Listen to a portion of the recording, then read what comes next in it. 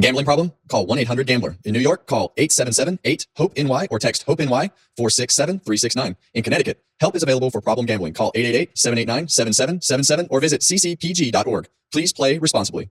On behalf of Boot Hill Casino and Resort, Kansas, 21 plus age and eligibility varies by jurisdiction. Void in Ontario. New customers only. Bonus bets expire 168 hours after issuance. For additional terms and responsible gambling resources, see dkng.co/audio. NASCAR is not responsible for this promotion and used under license. 5, 4, 3, 2, 1.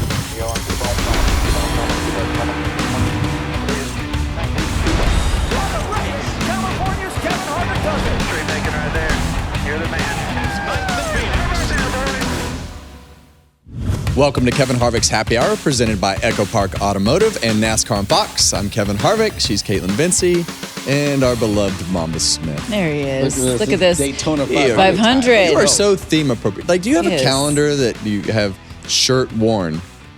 No, Check, yeah. Not exactly. But I tally. do keep it in my mind what outfits I've worn. So it's a small grouping of shirts. Yeah. What you're saying small grouping of shirts at a time. Yeah, because at a that's a time. small mind. Yeah, I can only hold up so much. Big head, small mind. But hey, the glasses do make you seem smarter. Well, that's why I use them. Yeah. And there you go. They mix well with my Crocs. What is going on here? Jeez. These are the new real tree collabs with Croc and NASCAR. There's a lot of decorations on this. Yeah, I figured, and I know Kev over here is a big Crocs guy. So Kevin.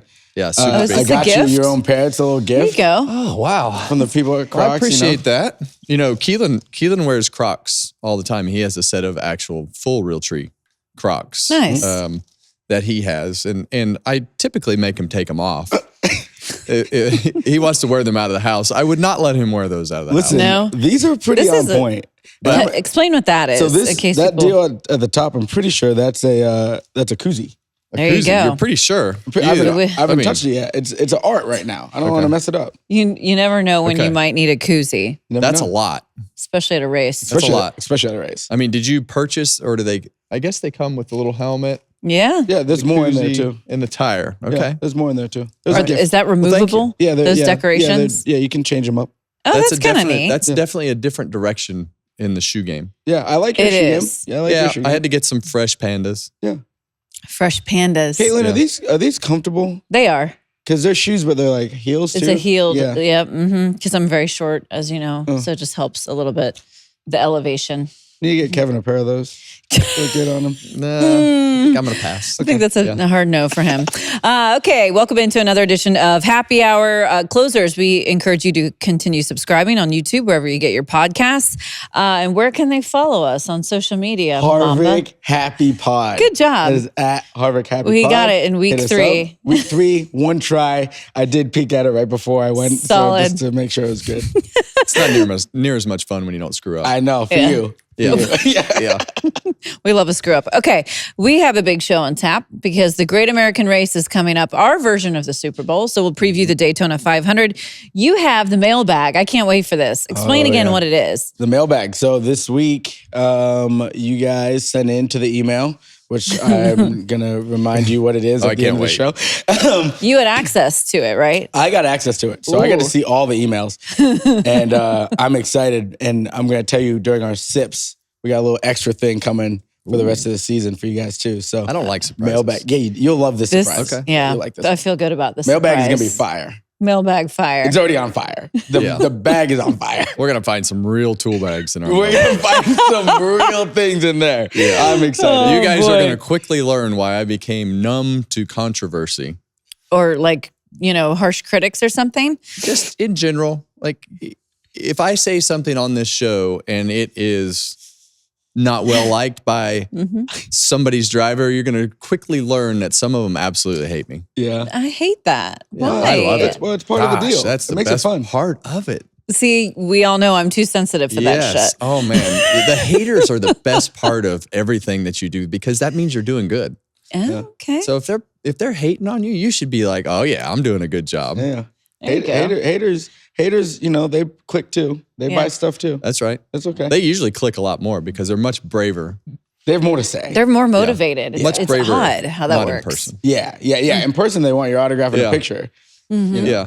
My favorite part is I used to walk through, like when you'd walk through and Chase Elliott and I had that beef. His fans, he's got a lot of fans, right? got a lot of fans. But my favorite part are the very young ones or the timid ones that don't really want to say anything. So they wait till you walk by and they'd wait until you were all the way by and they'd say, "You suck, Harvick." And I'd turn around and I'd be like, "Oh, you couldn't say it to me when I was looking at you like or 2 walking to your minutes face." delayed. And they'd be like,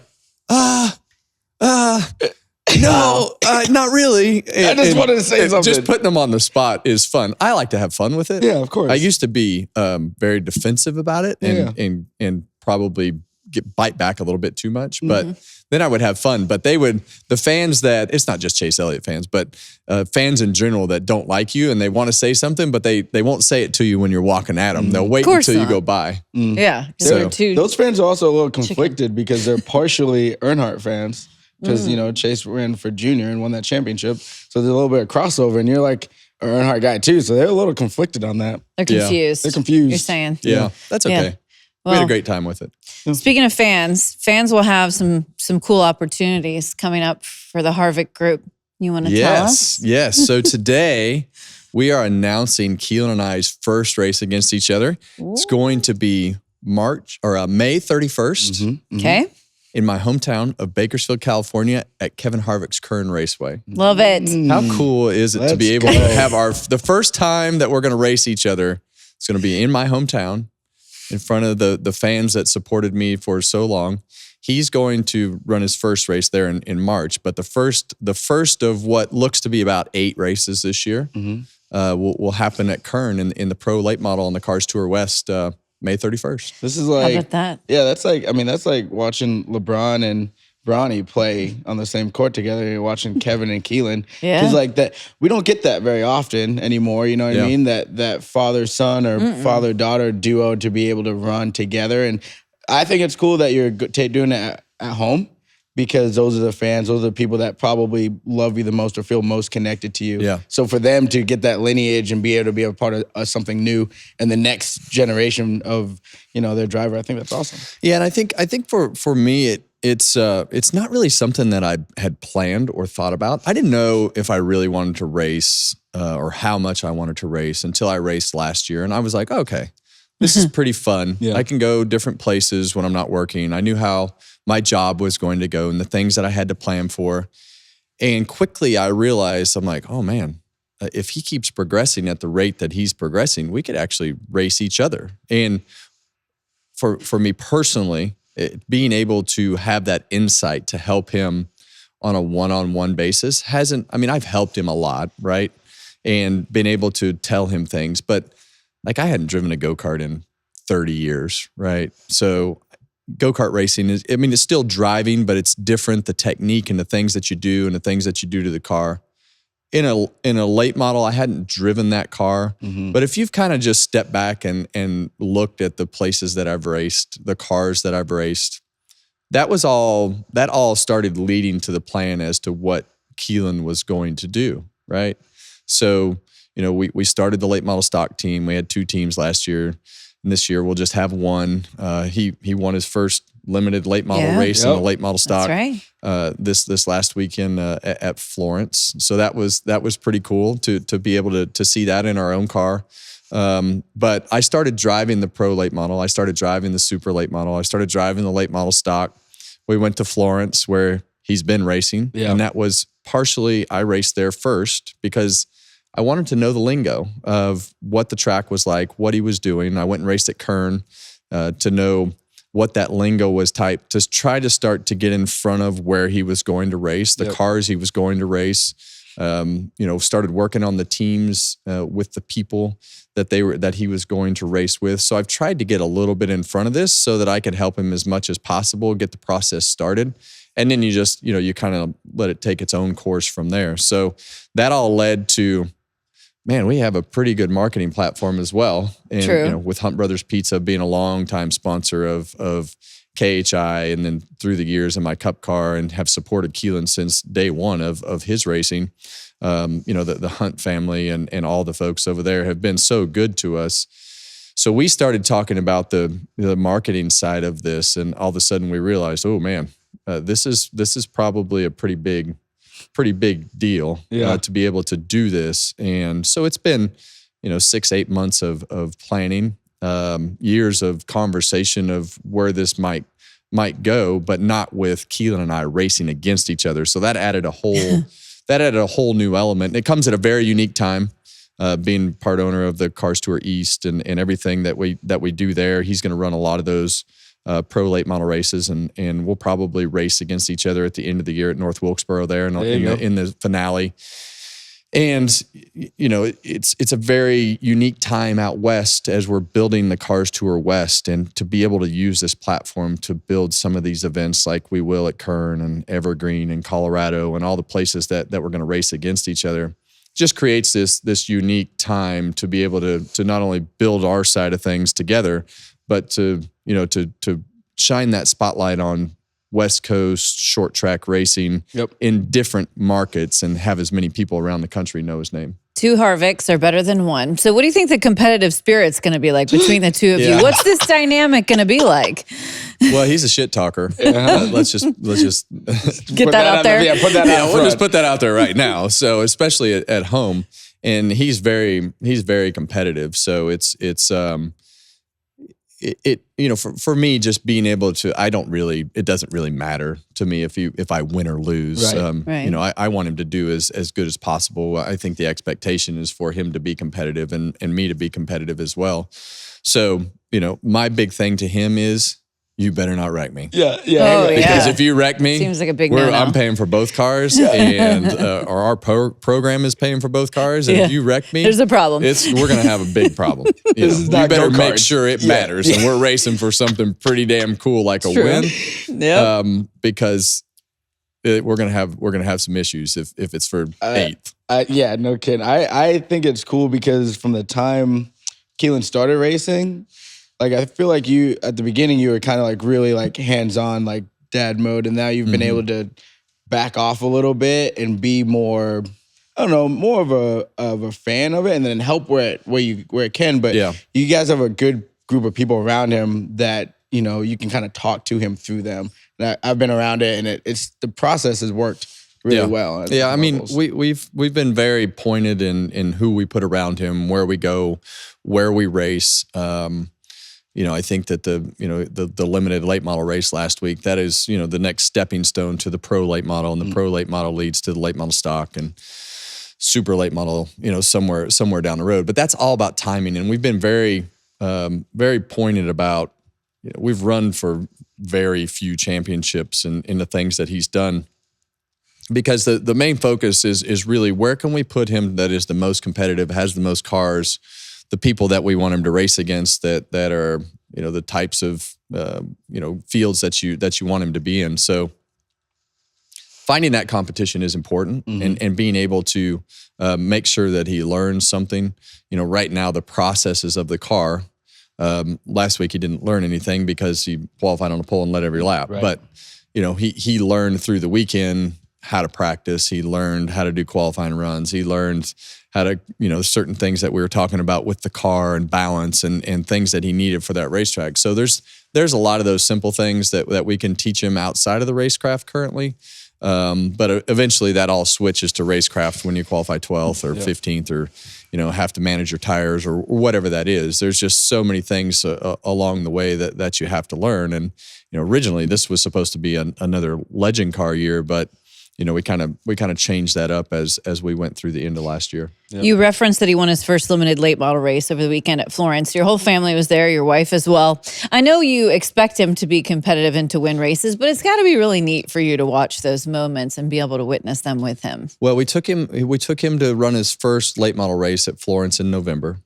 We tested a couple times since then, and the improvement from that race to this race was pretty large, substantial, and pretty substantial. And so, the speed that he had and the things that he did this time were much different than the first race. And just the way that he would drive the car, you could see he was a little bit more confident in the car. So, those chunks of learning, sometimes they don't come that fast, but we had one big step this time. So I feel much more comfortable about him running the pro late model to open up the Cars Tour season at New River as he kind of ventures off into the pro late model and starts to learn that car and a really competitive field of guys that race in that tour. So I'm looking forward to just seeing different things as he handles now. It's going to be a tough year for him because there's going to be a lot to understand and process, and you never know where that direction of learning will go and how fast it goes. Yeah, so we'll see. Shout out to Hunt Brothers they've been around for a really long time, obviously, when you guys at KHI and everything. And when we were at SHR, that group would come in the most and feed the whole shop the most. Yeah. Like, and when you're a mechanic and in the building, like, and you get opportunity like that, like, it's always nice to have your partners that want to be a part of the whole group. So I think that's really cool that they're passing it down. Who doesn't like pizza? Who doesn't like pizza? Kids love pizza. It's perfect branding. And it's very much a family business, right? The Hunt family and everything that they do. Scott Hunt in general has been a huge part of the progression. And when you have those partners, it allows you to do more things. Yep. It allows you to run more races. It allows you to practice more. It allows you to do all those things. So having those partners that believed in what we were going to do and the process that we were going to go through, when you lay it all out and say, here's what we're going to do. And they're like, whatever you think, we're in. And so that's rare in today's age and especially at his age. Well, we look forward to this. The first opportunity to see Kevin and Keelan racing together. Again, it will be May 31st at Kevin Harvick's Kern Raceway in Bakersfield, California. It's going to be awesome. We can't wait for it. Cool. And we can't wait for this weekend, right? As I referenced, the Great American Race that is right around the corner, the 67th running of the Daytona 500. It will be Sunday, February 16th, 2:30 p.m. Eastern on Fox. We're all going to be there. We're all going to be busy. I can't wait for it. This is just obviously one of the most highly anticipated. You're not doing anything? No, I'm doing stuff, but I mean, I don't know. Busy. My busy is different than yours. You're busy. I showed you my calendar. Kevin's calendar needs its own segment on this show. It's Kevin's, wild. It's a lot. It's a lot. Yeah. And that was without. So Kevin's calendar right now has Kevin's stuff, Keelan's stuff, his wife, and Delena's stuff, and Piper's stuff. It hasn't started really yet, and it's about to start. So that's a whole. It's all color coded, so it's very organized. Yeah. Piper informed us. She informed us last week that she will be running the first race at Trackhouse Motorplex for the club race season. Let's go, Pipe. She said, I'm going to go win the kid kart category because I'm not racing that category long, Dad. I need to move up. Oh! Okay. 10 toes down, stand up. I love her confidence. There's only one way to show it, and that's to go out and do it. That's so right. if you want to do it, you got to show up. So apparently we're going go-kart racing again. Listen, I'm excited for the opportunity. Maybe we'll get all three Harvicks in a race someday. That would be unreal. And then Delana might have to dust off the helmet just because. Let's not get carried away. Let's not get carried away. Oh, yeah. Well, I'd like to see her drive. I think the kids would love to see her drive. I think it would be very entertaining. I would like to be see awesome. that as well. We're going to just put that out into that, into the atmosphere. world, see atmosphere. Yep. Yeah. All right, guys. Let's talk about the Daytona 500 for a bit. Top contenders and teams you will be watching. Kevin, what say you? I think as you look at the season, you have some. I think you have the usual players. I think Hendrick's going to come out. They're going to come out strong. I think that the unique part about the Hendrick group is, can they find that extra speed the second half of the year and not just maintain what they have the first part of the year? Right. Because it's, last year we had the Fords really make up, a huge competitive disadvantage that they were, or not disadvantage, they were just off. They were just slow. They didn't have speed. Yeah, and they had a new car. So the interesting part about this year is we haven't had a year like this where we haven't had much change in a long time. Yep. I think as you go into this season and you see as little change as we have with everybody having pretty much the same cars, but when you go through these off seasons, you always have, hey, you can't do this anymore. This rule's a little bit different, and it'll affect the aero balance of the car or the downforce of a car. It was a hot area that you made downforce with the car or something that you used to make grip. Who got hit by that over the winter? And usually that starts to show up pretty early in the season as to who's off. We've seen Logano win the championship before and kind of have that, not champion. He hasn't won the championship back to back. And I think that might tug on him a little bit. because, everybody talks about, well, they win the championship. They're not going to win it the next year. Right. But Penske has won the Cup championship the last 3 years with this next gen car. And can anybody beat them at Phoenix? That's going to be the tough part because, Penske has been the dominant team at Phoenix with this next gen car. So I think Hendrick will come out strong again and just, can they finish the year winning that championship with the right speed at Phoenix is going to be the question. Yeah, I mean, I think the championship runs through Team Penske, regardless if it's a 12 or 22. And I mean, we haven't seen Austin Cindric and the two get that far yet, but he has his flashes as well. So I think everyone knows that it runs through them. I think an interesting thing is, Rodney Childers and Matt McCall being over at Spire, back under the Chevy umbrella with Hendrick Parts and Hendrick Communication. So I think they're going to raise the bar for Spire a lot. They better, or heads are going to roll. Yeah, right. That's why they're there. So then also that in tune will rise Chevrolets as a whole, and Hendrick will get some of that benefit as well. So I think their Hendrick teams are sick of getting beat in the championship like they have been. They've been close and sniffing around and really haven't got it done in quite a while now at this point. So I would be But watching think about them. it. I mean, their mistake ultimately led to Joey Logano winning the championship. I know. So we talk about it on this show all the time, and I think our listeners are starting to figure out it's really not about who's the fastest, and it's not about who's had the best season all the time. It's about who makes the least amount of mistakes in the key moments. And the big mistake came from the Hendrick team a couple times. Yeah. When I look at Kyle Larson, I mean, they fumbled the bag pretty bad there. As we got towards the final round of the playoffs with a couple mistakes in that penultimate round. So I think when you look at the 22 car, they're just so buttoned up. And they didn't make any mistakes, and they capitalized on the moments. And that's a lot of times what you have to do is capitalize on the moment when other people are making mistakes or have a moment that happens. So you have to be able to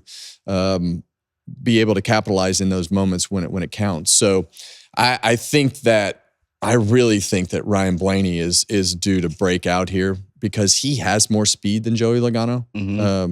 I don't think Austin Cindric has the speed of either one of them or the consistency to put himself in that position to be in the same conversation with Blaney and Logano.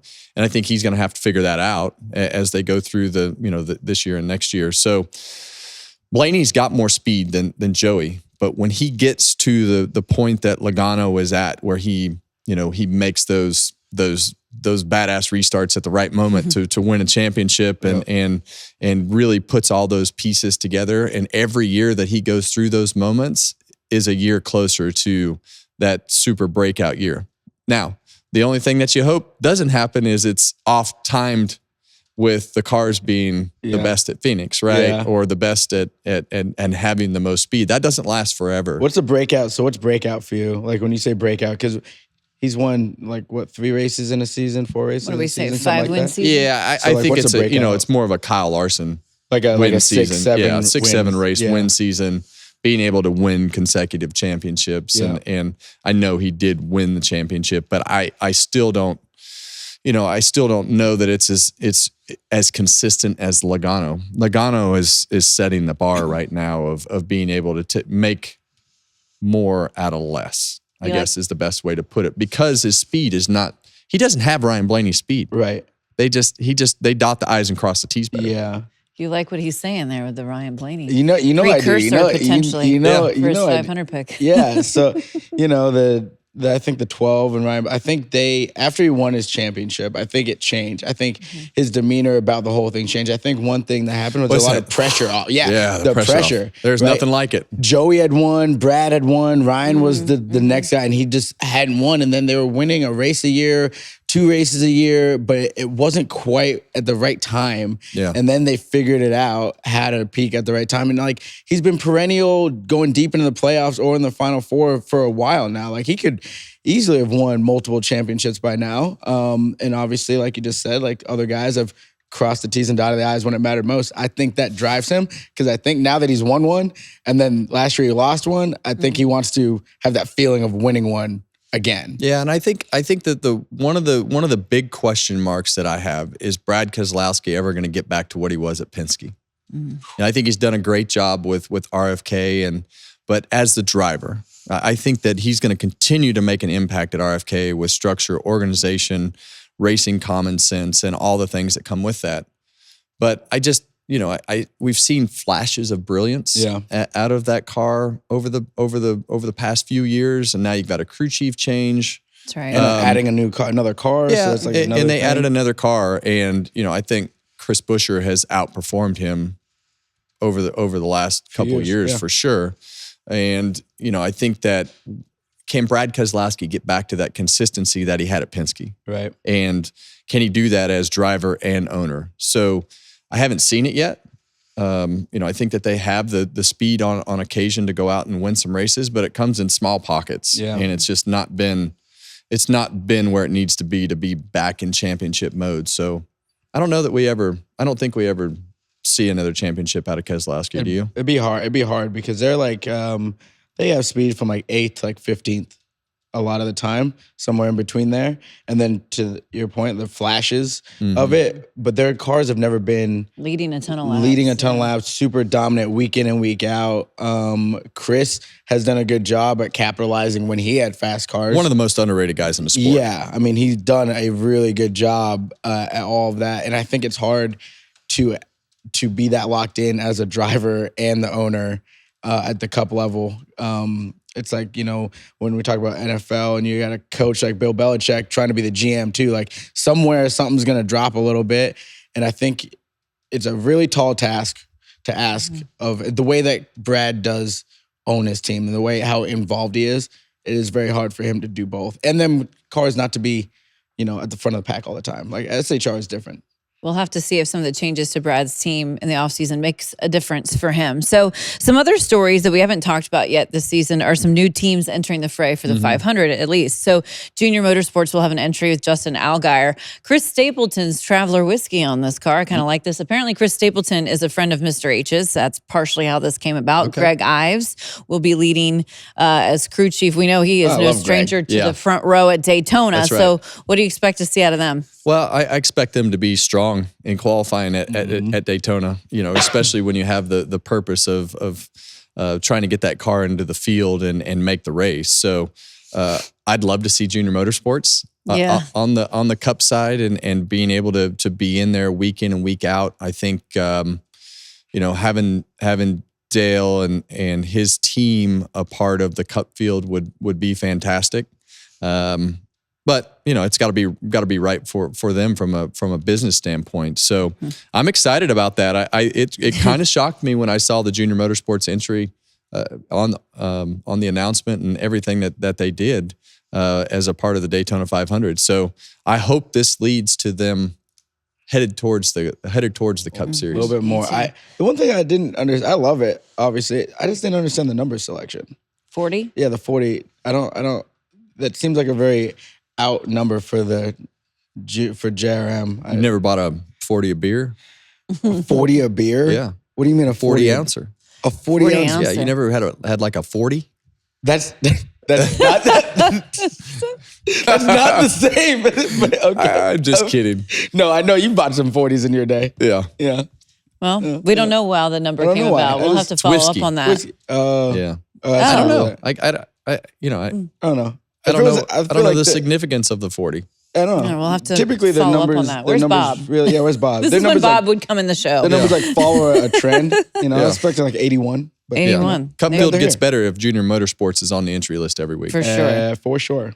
And what about this? Obviously, the Haas factory team with Cole Custer returning. He spent 3 seasons in the Cup Series, 1 win. What do you expect from him? Cole's a great race car driver. I think Cole is underrated just because of his arrangement with Gene Haas and his dad and everything that comes with the things that he's been granted along the way from support. But that's not his fault. And he's earned it. No, He's earned exactly. it. Every piece of it. I raced alongside Cole. Cole puts in the effort. He's a hard worker and he's a super hard-nosed driver. It'll be interesting to see how this team runs. I don't think that they'll have the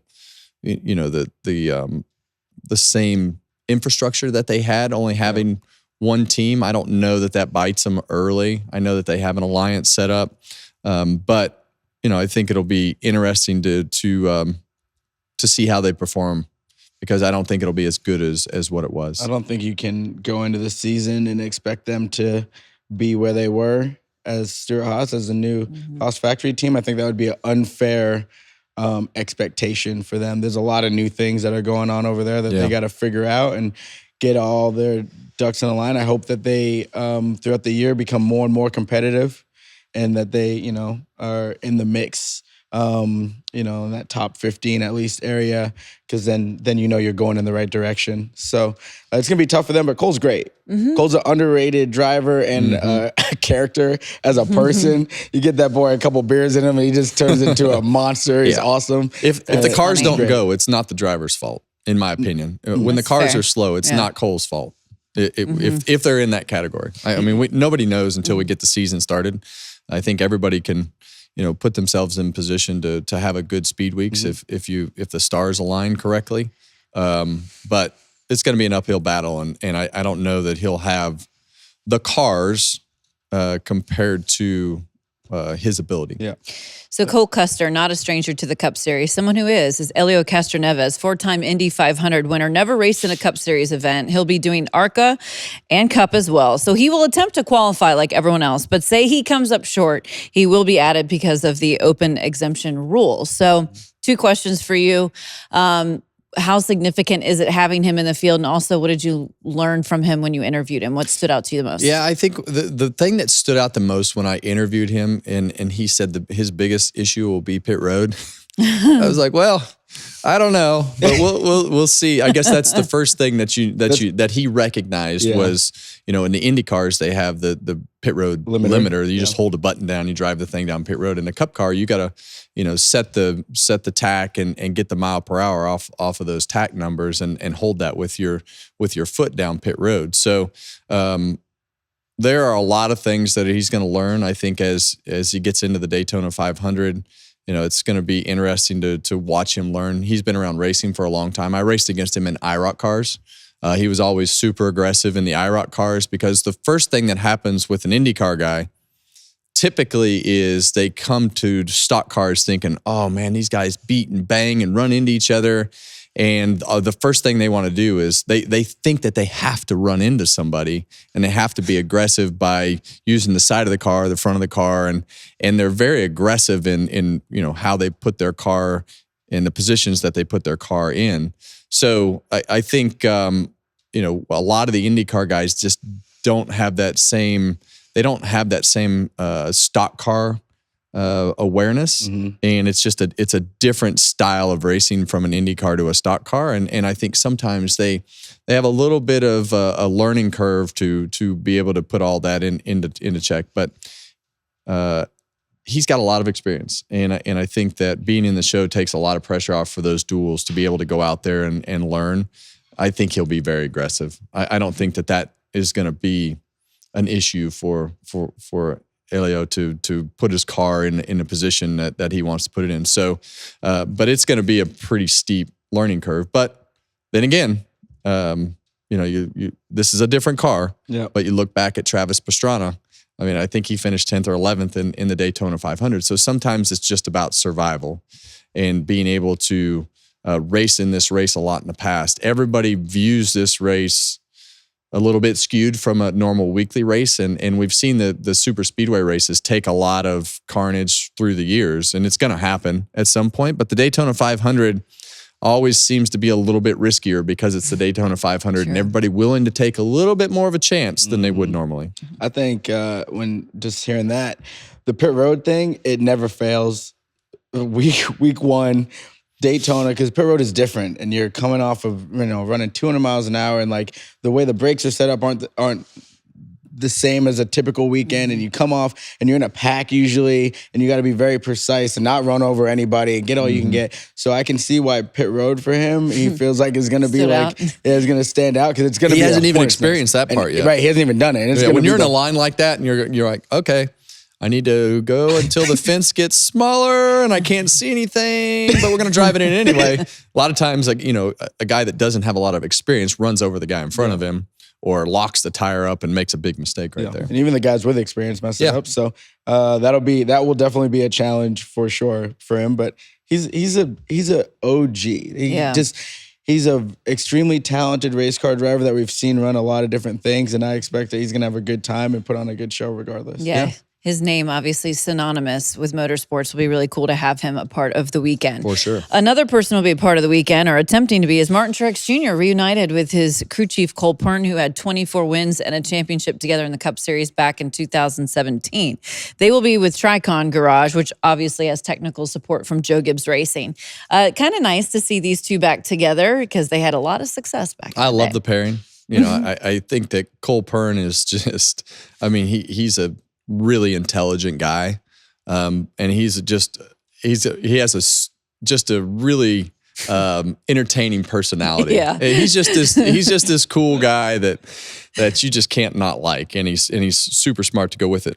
I'm concerned about this car. Okay, to be honest with you, from a speed standpoint. And why is that? The Toyotas have just not qualified as well as they need to, and I think when you look at this field, it's different, from how many cars there are compared to just 2 or 3 that might miss. Now you're looking at 4 or 5, and I know that doesn't sound like a big deal, but it is. And we've seen so many things happen, and that's just when you don't have that speed to lean back on. And maybe Toyota fixed it. Those are all the things that we don't know. We're guessing at this point. We aren't in the motor shop. We aren't in the fab shop. We don't know the ins and outs of what NASCAR has taken away or given, from an inspection standpoint, given new orders to make right.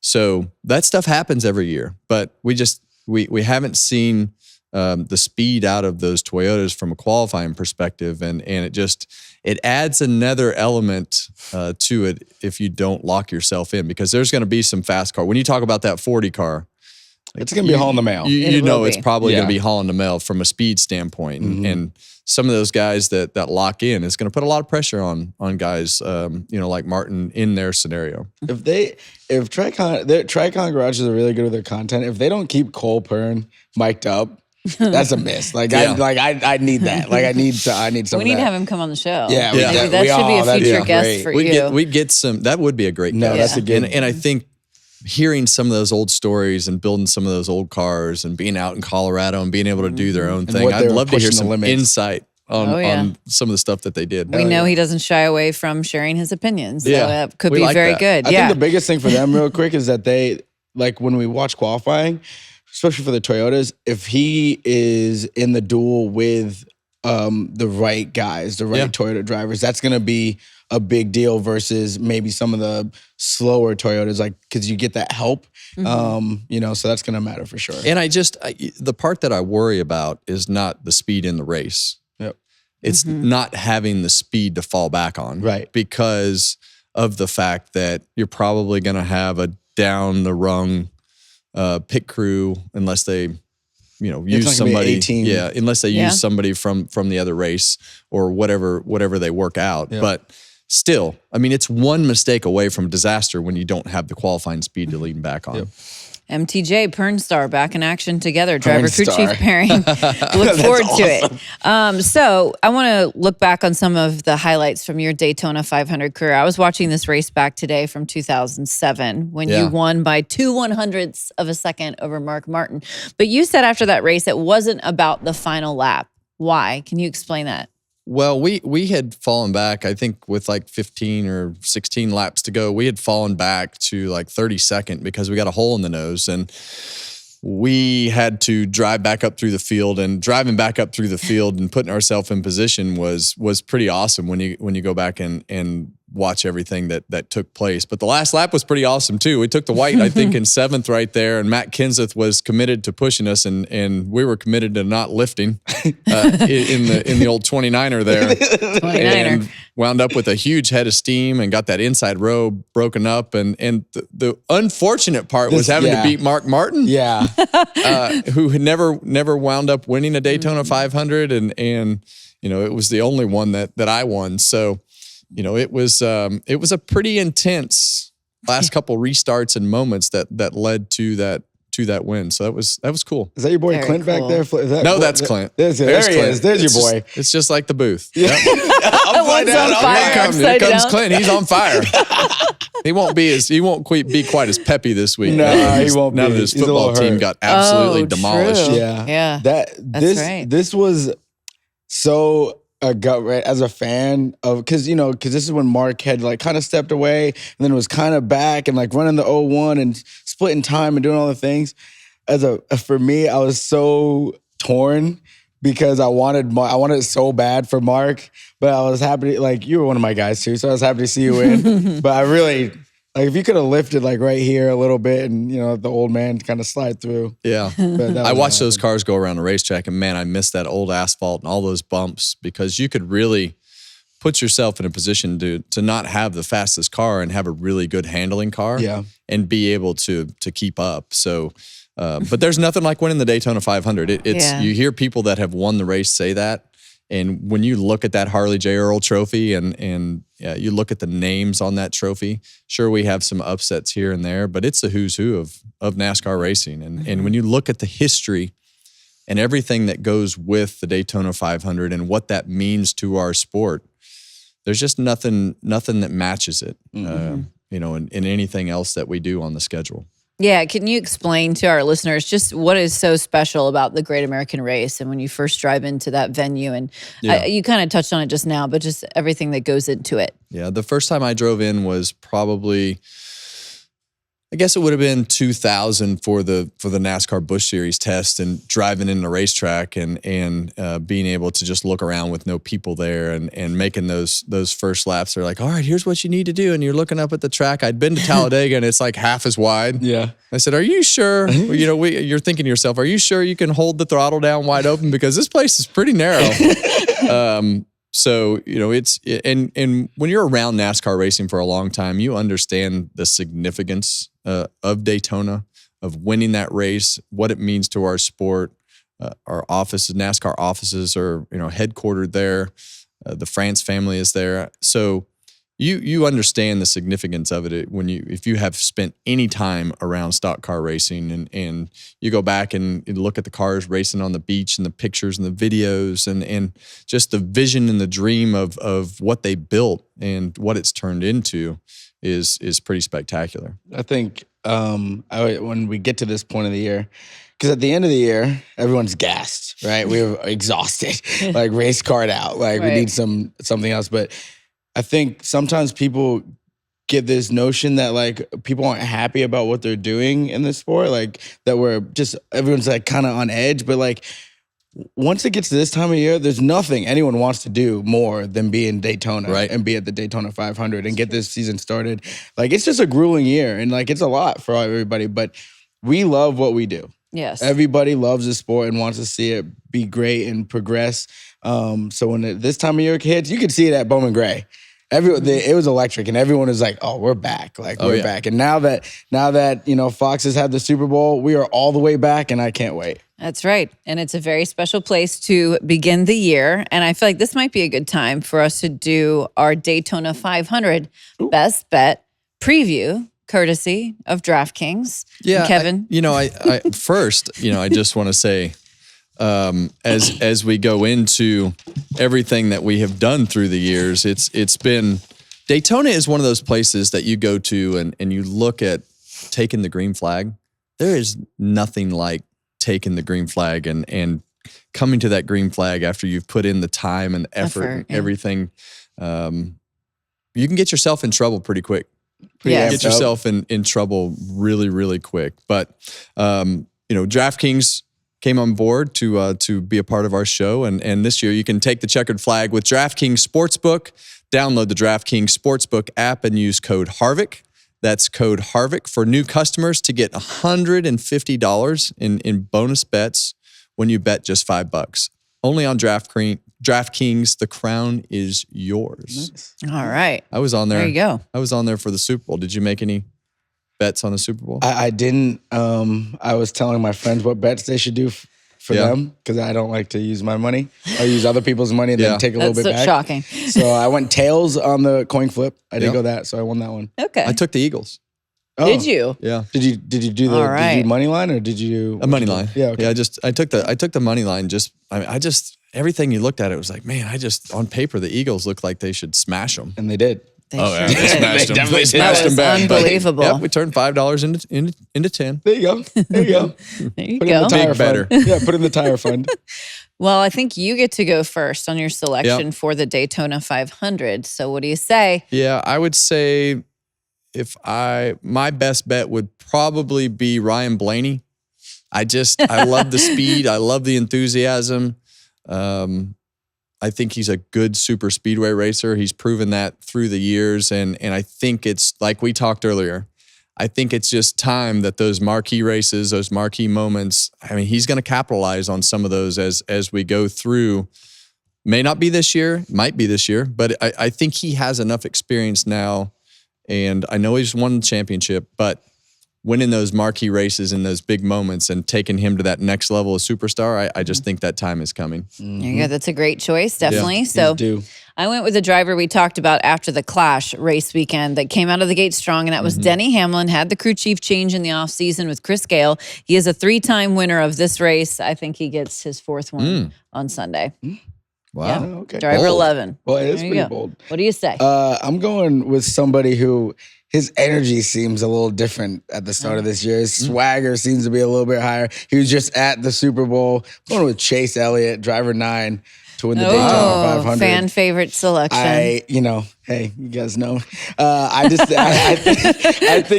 think he's gonna have a good year, and I think it's gonna start off really strong this year. I like these picks. That's good. We also are behind on your Cup championship pick. Oh, we are. Because you missed that race or that show. Yeah. So do you want to tell us now who you think? Yeah. So I really Do you think, know everybody else's picks? Yeah, I do know everyone else. Yeah. Who can you tell us? Well, you're Christopher Bell, Yeah. which I'm surprised, but Yeah. I like it. You're Kyle Larson, Yep. which I'm not surprised because I think you pick him more than any other person. I mean, I know in the people history. say that, but like, how do we not pick winners? I'm confused. Yeah. I I mean, mean, do you want to win or do you want to I lose? understand. I'm here for. I'm just Go ahead, noting Bert it. Myers. I'm going with William Byron. Okay, that's wow. I'm good. going with William Byron for the championship. I think now I say that saying that the championship runs through Team Penske. Like they're the bar. So Okay. you got to deal with those 12 and 22. But I think William Byron, it's his time. They've been really close. I think they're frustrated and now about not breaking through, and they're gonna do everything they can for sure to break through this year. There you have it. Yeah, and I think every year that you go through, William Byron you got to remember, we have so many young drivers. He's young. that are in this mix and getting that experience of losing those championships, racing for a championship, Blaney's case, winning a championship. That experience it keeps building that character. Yep. And the guys that can keep building on that and having that experience to go along with it, but also take that and start to transform the way that they think about their team and communicate and function. Those are the guys that are going to be next level superstars. Yeah, it's going to be very interesting to see how it all unfolds. And it starts on Sunday. And now it starts for the social sips. This is your turn to speak, my friend. Oh boy. My turn. Let me get a. Kevin doesn't like it when I use that side of my mug. I need to make sure I show my. I don't know Yeah. what, I didn't even get a happy Harvick mug today. I'm kind of sad about well, that. we got some stickers back there. We'll get it done up. All right, ladies It and did? gentlemen. Oh my, I was just told it shattered in the dishwasher. That's really sad. Oh well, that'll happen. That'll happen. Need stickers. Need some new ones. Ladies and gentlemen, one thing that's not going to shatter is Mamba. transition. Mamba's social sips. We are in there like swimmer. Let's get it going. All right. I want to know. We've talked about it a little bit, but what did you guys think about the Super Bowl that was on Fox over the weekend? I thought it was over in the first quarter. Yeah.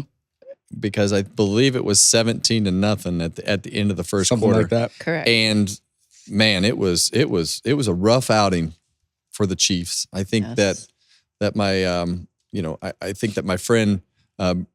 Veach was probably thinking to himself, probably need to look at our offensive line. Again. Mm-hmm. Yeah. And I think that Mahomes was just on his heels the whole time. And so I don't know if Clinton has made it back, but he'll be Oh, boy. devastated with everything, Sad. all the trash and all the nonsense that he talks about the Chiefs and going to the game, and he's definitely in your face. So Yes. you're gonna bragger. have to eat some shit on this one, buddy. Between Clint and Nick Wright, Yeah. those two guys are probably really hurt right now. What do you think about it, KV? I mean, I was very surprised to see the performance of Kansas City. Like, it didn't seem like the same team we've seen all year long. I'm happy for the Eagles fans. It's always cool to see, a new team come in the mix. They've won before, but, obviously Kansas City was going for the record. Three in a row. Three in a row. The production itself, I thought, was incredible. I have to give love to our own Fox Sports team for an Absolutely. amazing coverage of the Super Bowl. Lots of great features, pieces, the musical artists they had involved. I thought that part, as a TV person, that's what I'm paying attention Wait a second. to the most. All right, time out. Here we You go. liked halftime.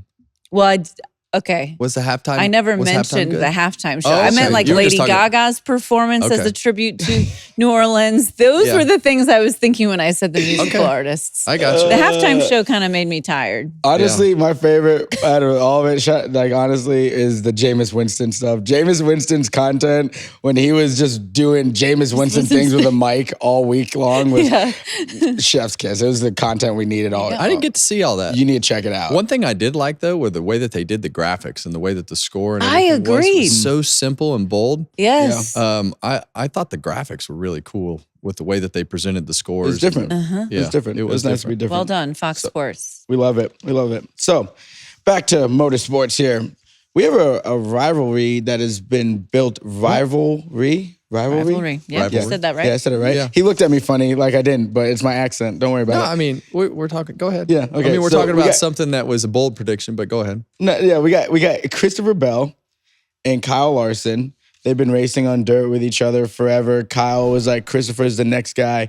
Well, they were racing over the weekend, and Christopher got the better of Kyle in this World of Outlaws race. Now, at Volusia.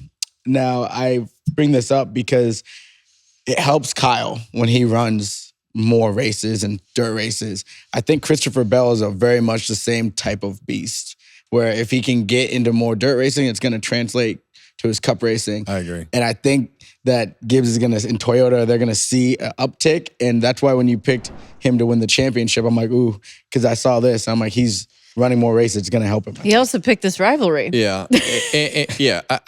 I think that the Kyle Busch or Kyle Larson, Christopher Bell rivalry is real. Yeah. And when you have Christopher Bell at more dirt races in the sprint car, in the midget, in the micro, we've already seen this at least 2 times, maybe 3 times, and we haven't even started the NASCAR season yet. So when you look at Christopher Bell and Kyle Larson, I'm for it, because we've seen them be frustrated with each other before.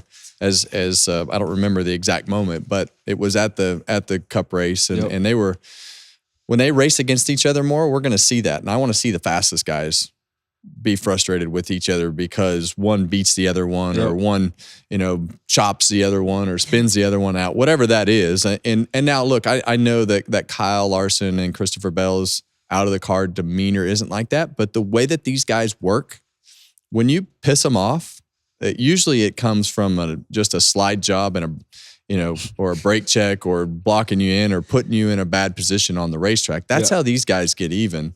They don't really worry about the altercations outside of the car. So the more that this happens at the sprint car races and the midget races, the more it's going to happen at the NASCAR races. And I think that when you look at Christopher Bell and you see his demeanor and the way that he walks and talks, being able to be at the Chili Bowl for a couple weeks, winning races and in the sprint car, he hasn't been doing this long. And I think that if he does it enough, they need to go find more money and let him race more. Whatever they need to do to keep him in the sprint car and keep him in the midget, and doing those things to keep that demeanor the way that it is, he could be cold-blooded killer. Listen, he's starting to be a different beast. You know, Vegas, we saw it at Vegas, him on the radio. At the banquet, he came out with this all white suit. I was like, okay, like there's a little bit of swagger. And now we're talking about it here. So watch out for C-Bell. He's got something coming.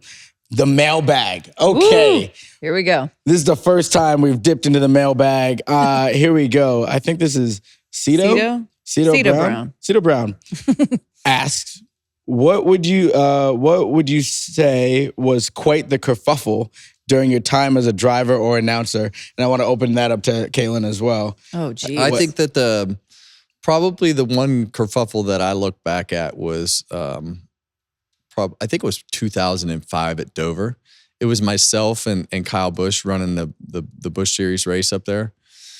And we had already kind of been going back and forth, and Kyle decided to clear himself off of turn 4, and I was having a kind of a crap day and, didn't really want to give an inch. So I stayed in the gas, and Kyle hit the fence with the right front, and I didn't appreciate hitting the fence as well, so I downshifted to third, and I drove him all the way down the front straightaway with my car stuffed in his door and all the way into turns 1 and 2 and drove him all the way into the grass.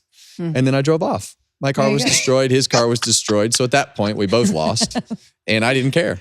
And I drove off, he says. And so we got called to the NASCAR trailer because NASCAR didn't appreciate it. And this was one of those beginning stages of the Kyle Busch. But I'll never forget him walking up the stairs. He came up there. He was screaming and yelling, "He tried to kill me. He tried to kill me." And I was like, not really, but I did not lift. No, that's just a Bowman Gray incident. No big deal. We see it every weekend. That's a great story. So obviously I can't tell a driving kerfuffle story, but I can tell a broadcast one. Yeah. And this happened at Phoenix quite a few years ago with our reigning champion of Joey Logano. For whatever reason, his team decided to prank me in the middle of an interview with a fake rubber tarantula, which anyone who knows me knows I am petrified of spiders. So we're in the middle of doing this deal, and all of a sudden it drops down like beside me, and I glanced I don't know how I didn't say a cuss word, to be honest, on national TV, but it really startled me. And of course, Joey thought it was hilarious, as did his mechanics, but that will always stand out to me. I can imagine. This it's on video somewhere floating around. Kaitlyn is very straightforward and does her job to a T. So if something like that happens, I can tarantula. imagine. Tarantula is quite the kerfuffle. So our second question. Is this Jay Neal? Jay Neal Patil. Jay Neal Patil. Love that. I don't know if that's a real name, but I love it. fine. That's a great name. Kevin, do you ever see yourself buying a Cup Series team? I do not. I do not. I will be more than happy to run it if somebody wants to buy it and give me some of it. But okay, so it says buying into a Cup team. Oh, buying into. It does say buying into. I don't want to buy into anything. Okay. But I'll be more than happy to help you run it. Okay. If you want to buy into it and hire you to run it. I'll run it. So if I somehow created a race team, you would come run it? It would have to be the right team. I don't know that I would run yours. We would need a bigger bucket of money. That's so maybe you hit the lottery though. That's so disrespectful. What if you get if you hit the lottery, I'll run it. I'm opening my heart up to you. I need your help. We're gonna need what? $30 million to get started. Well, we're not talking about a cup. I just said, what if it's an Xfinity team? No. It says it has to be cup. I'll help you. But if we're gonna run a cup team, we're gonna need a big pile of money. Yeah, of course. And a lot of authority. Right. There you go. Janelle Patil. There's your answer. Patil. And the third one, this is from Dylan Curran in Ocala, Florida. What do you guys think of the idea of one day putting the Clash on an actual dirt track like Volusia County Speedway or Bubba Raceway Park in Ocala, Florida, not a makeshift one like Bristol? What say you? I think that we should never race on dirt again, personally. There you have it. Moving on. Really? Well, I mean, I'm open to anything at this point, especially for the Clash. It's kind of like I'm not. No, I think it's messy. I think it's it is. That it is I think messy. we have to have it is dirty. we have to have different tires. We have to do all kinds of things to the cars. Okay. Our cars are tough to cool. Yeah. And the way that we work, they would have to have a front window in them. So the mud getting all over the front windows. So I'm I'm 100%. I think it was great at Bristol to try it. Yes. The things that we did. We probably should have gone somewhere like Eldora where we had been. Definitely I think if we would have tried the dirt experience at different places during that time, it would have been great. I would still hope that it was over. Yeah. And I still hope it's over. It's a no from Kevin. That's a no from me. Sorry, Dylan. I'm saying yes. And for the Clash, I think that would be, That's I mean, kinda what I said. the Clash is like, we're trying to do different things anyway. Let's run it for the Clash. I think that'd be cool. But here's the thing.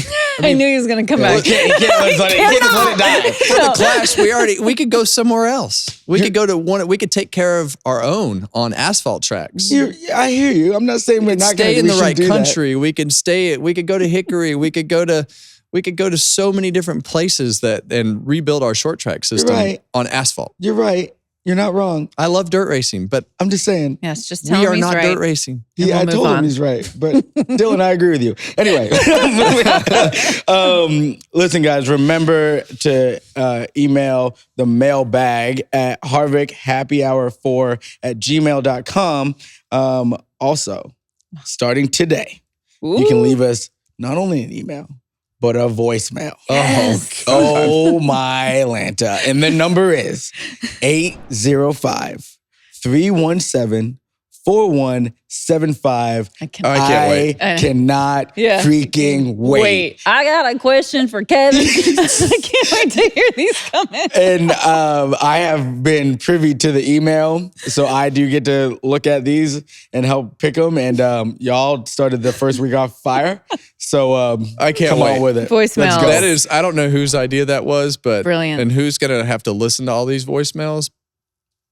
It's going to be fun to play on, though. It's gonna be very entertaining. Yes. So 805. That was my area code. It's Oh. obviously. I wonder. That was my area code growing up. Yeah, it's going to be, Nice. just so everyone heard it, it's going to be 805-317-4175. many ways to reach out to Kevin Harvick this year. And whoa.